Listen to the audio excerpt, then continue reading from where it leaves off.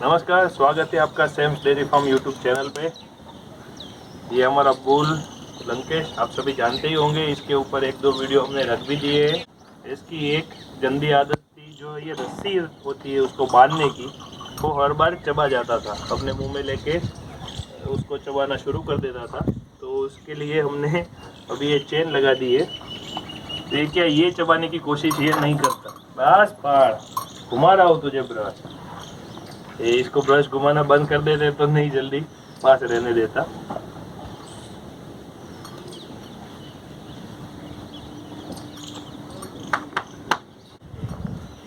तो ये तो एक सिंपल सी टेक्निक है।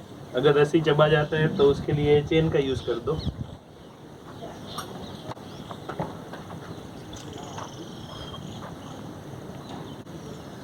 लेकिन एक और चीज़ है, जो टॉपिक है वो ये नहीं है बुल।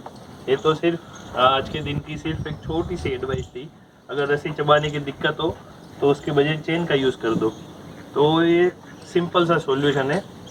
जो अभी आज का टॉपिक है, चलिए उसकी तरफ जाते हैं।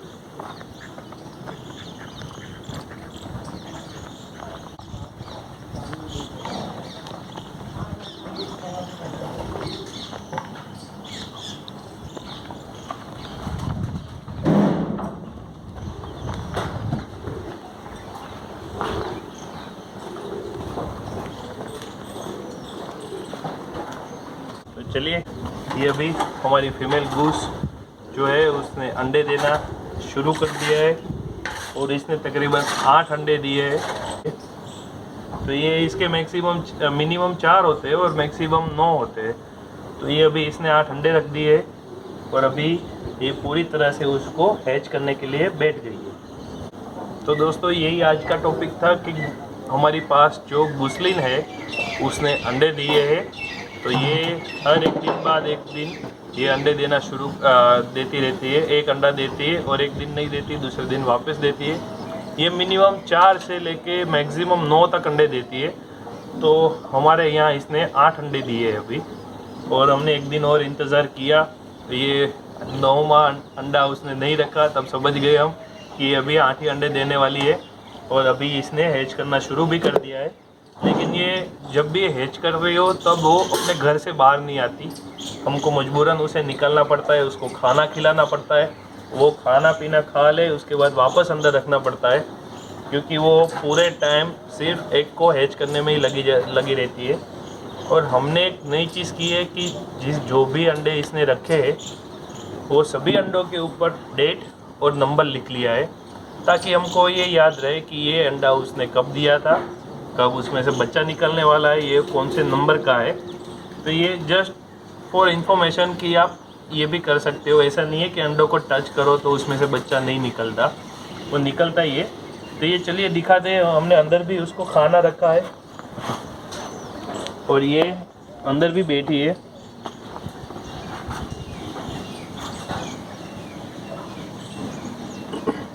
ये उसके लिए छोटा सा घर बना दिया हमने, जहाँ पे उसने ऐसे घास लेके अंदर डाल दिए और ये अभी आराम कर रही है।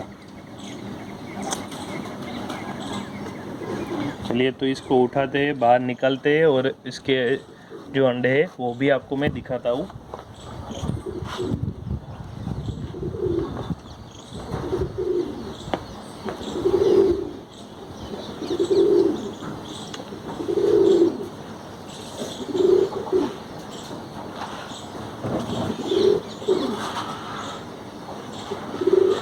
ये फीमेल जिसने अंडे रखे, ये अभी हमने इसको सिर्फ खाना खिलाने के लिए बाहर रखा है।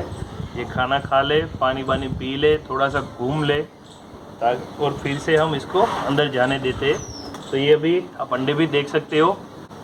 तो सबसे पहले इसको थोड़ी देर के लिए मैं बाहर छोड़ देता हूँ पानी वगैरह में। जो इसके लिए पॉन्ड बनाया था वो भी हमने एक वीडियो आपको दिखाने के लिए रखा है कि पॉन्ड हमने किस तरह से बनाया था।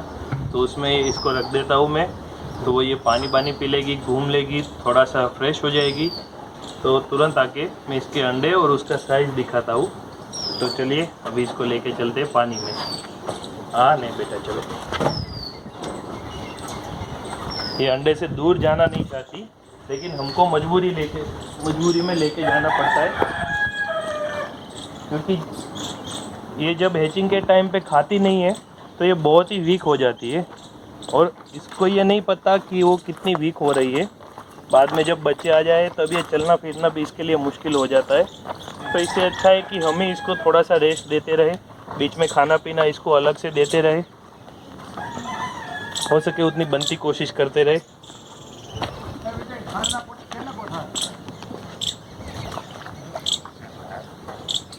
तो ये चली गई पानी में।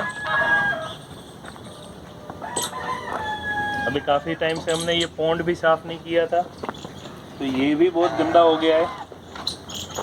तो चलिए आपको दिखाते हैं अंडे। तो जैसे ही हमारी गुस्ली फ्रेश होने गई है तो उसके लिए हमने ये रोटी के टुकड़े ये सब वगैरह रख दिए, ये भी इसके घर में रख देंगे हम। और फर्स्ट ऑफ ऑल अंडे भी देख लेंगे कि वो ठीक से हैच तो कर ही रही है, लेकिन देख भी लेते हैं कि वो ठीक ठाक तो है। तो ये मैं दिखा रहा था आपको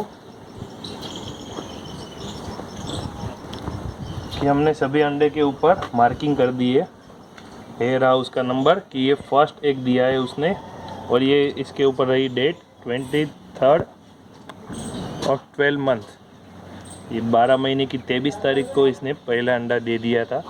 उसके बाद उसने बाकी के अंडे भी दिए।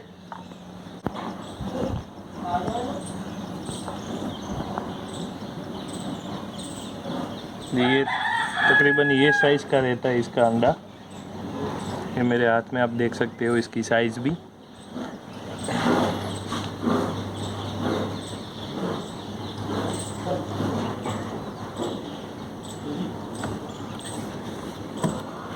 तो ये अंडा भी रख दिया है, उसको खाना भी अंदर रख देते हैं।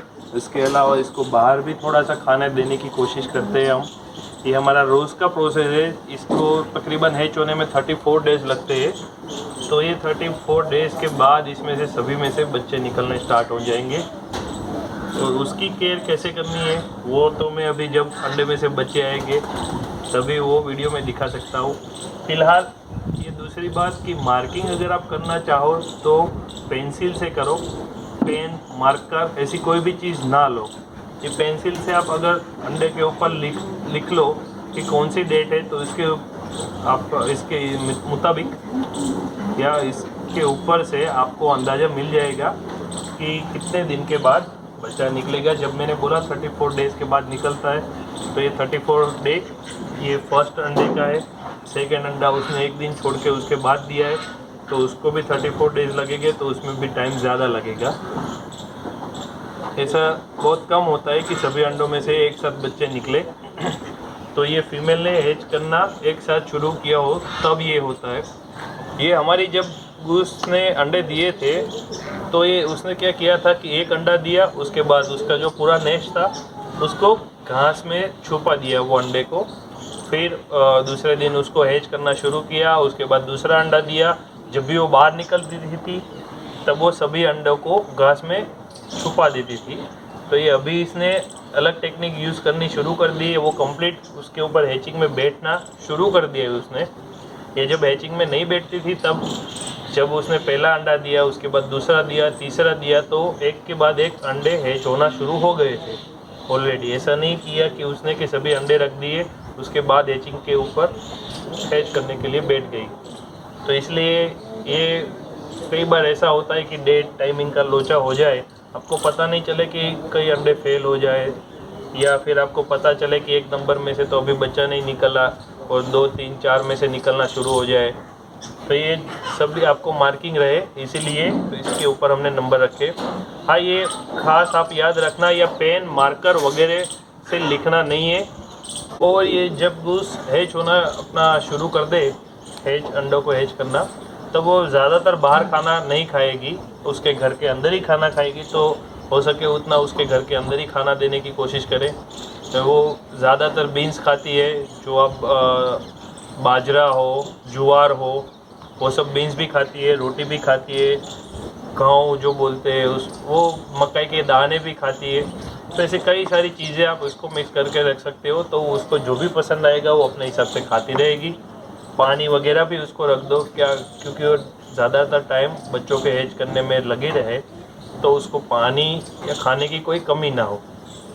और सबसे बड़ी बात, ये गूस फ़ायदा क्या करती है, अभी जहाँ पे हमारी काव वगैरह है तो उसके ऊपर जो छोटे से टिक्स होते हैं उन सबको ये खा जाती है। जो ऐसे बोलते हैं कि जो ऐसी चीज़ है जो हमें कोई फ़ायदा कारक नहीं है और गाय को नुकसान कारक है, तो वैसी चीज़ है जो जीव जंतु होते हैं छोटे से, वो सभी चीज़ों को वो खा जाती है। तो ये एक टाइप से गायों के लिए बेनिफिट ही है कि उसके ऊपर टिक्स वगैरह भी होगी तो वो अपने हिसाब से घूम के उसे खा जाएगी। तो चलो, ये फीमेल रिफ़्रेश होके आ गई है, अभी आ रही है उसके घर में, तो चलो अंदर जाने का रास्ता दे देते हैं उसे।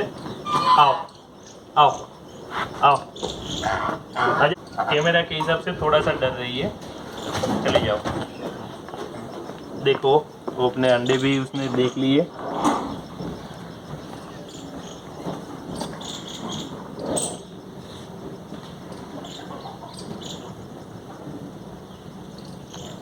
ये भी रिफ्रेश होके आ गई और फिर से हैच करना उसने शुरू कर दिया। ये जब तक सभी अंडों में से बच्चे नहीं निकल जाते तब तक ये इसी तरह से सभी अंडों को हैच करती रहेगी। तो ये था दोस्तों आज का एक छोटा सा टॉपिक।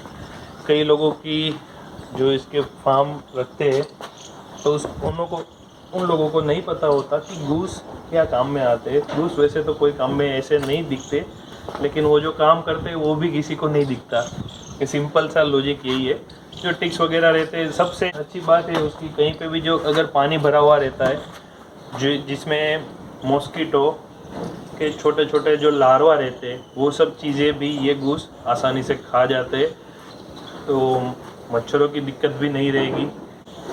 तो जैसे मच्छरों के लार्वास होते हैं वो भी खा लेते हैं। पहचानने की बहुत अच्छी काबिलियत होती है गूस में। हम लोग रोज़ जो खाना देते हैं उसको हमारे साथ घूमते हैं, हमारे पीछे पीछे चलना लगते हैं, तो उन सबको पता है कि हम यहाँ पे रोज़ आते हैं। अगर कोई पर्सन जो नया है तो उसके ऊपर ये अटैक भी कर देते हैं। तो ये थी दोस्तों एक हैचिंग प्रोसेस जो फीमेल अभी करने बैठ गई है, और उसका केयर किस तरह कैसे करना है। तो ये एक सिंपल सी टेक्निक ही थी। हमने इससे पहले भी ये गूस ने बच्चा दिया है, तो उसमें से हमने भी कुछ सीखा कि ये क्या करती है। अगर हैचिंग का टाइम शुरू हो गया तो खाना खाने तक भी बाहर नहीं निकलती, तो इसलिए अंदर भी खाना देते, उसको उठा के बाहर घूमने भी छोड़ना पड़ता है ताकि वो थोड़ी सी रिफ़्रेश हो जाए। वरना कई बार पिछली बार हुआ था कि 5-6 दिन तक ये बाहर भी नहीं निकली थी। तब हमको लगा कि ये ज़्यादा टाइम अंदर बैठ गई है। तब हमको पता चला कि इसको रोज़ निकलना पड़ेगा, अपने हिसाब से तो वो नहीं निकलेगी। सबसे इम्पोर्टेंट बात यही है कि अगर आपकी गुसलिंग एक दिन तक बाहर ना निकले तो उसको मजबूरी आप उसको बाहर निकालो, उसको 1 घंटे तक बाहर घूमने दो, खाना पानी खा सके तो खाने दो, नहीं तो अंदर खाना और उसका पानी रख दो, लेकिन 1 घंटे के लिए उसको दिन में आप बाहर भेजते रहो। तो ये प्रोसेस से क्या होगा कि वो भी रिफ़्रेश रहेगी, बाहर घूमने के लिए वो भी रेडी रहेगी हर वक्त। वरना 5-6 दिन के बाद वो उठेगी तो पूरी वीकनेस में होगी, ठीक से चल भी नहीं पाएगी। तो उसमें फीमेल को ही सबसे ज़्यादा रिस्क है, वो उसकी वीकनेस नहीं होनी चाहिए। यही करने की कोशिश करेंगे। बाद जैसे इसके बच्चे आना शुरू हो जाएंगे तो ये इसके छोटे बच्चों का भी हम पूरा वीडियो बनाने की कोशिश करेंगे, कैसे निकलते, अच्छा 1 दिन का बच्चा भी पानी में कैसे तैरता है, वो सब चीज़ें भी हम आपको दिखाएंगे। और उसकी केयर भी कैसे कर रहे हैं, उसको मल्टीविटामिन भी देना है तो किस टाइप का दे, वो भी हम साथ में दिखाते रहेंगे। तो चलिए मिलते हैं इसके साथ अगले दिन कुछ नए टॉपिक के साथ।